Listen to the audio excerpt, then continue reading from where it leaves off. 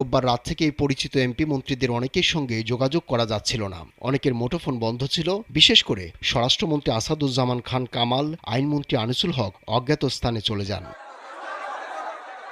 তবে শেখ হাসিনা সরকারের ক্ষমতাধর উপদেষ্টা সালমান এফ রহমান, অর্থমন্ত্রী আবুল হাসান মাহমুদ আলী, সাবেক বস্ত্র ও পাটমন্ত্রী গোলাম দস্তগীর গাজী ও ঢাকা দক্ষিণ সিটি কর্পোরেশনের মেয়র শেখ ফজলেনুর তাপস বিমানযোগে দেশ ছাড়েন। তবে তারা কোন দেশে গেছেন তা জানা যায়নি। রোববার রাতে পররাষ্ট্রমন্ত্রী হাসান মাহমুদের পরিবারের সদস্যরা EK 586 নম্বর ফ্লাইট যোগে দেশ ত্যাগ করেন। তাদের গন্তব্য ছিল সংযুক্ত আরব আমিরাতের দুবাই বিমানবন্দর। সূত্রগুলো বলছে, এরপরই মূলত এমপি মন্ত্রীদের অনেকে শেষ মুহূর্তে শত চেষ্টা করেও আর দেশ ছাড়তে পারেননি। রোববার ও সোমবার দুদিন টিকিটের জন্য তারা বিভিন্ন এয়ারলাইন্সের সঙ্গে যোগাযোগ করেও বিফল হন। অনেকে পরিবারের সদস্যদের নিরাপদে বিদেশ পাঠাতে পারলেও নিজে আর যেতে পারেননি।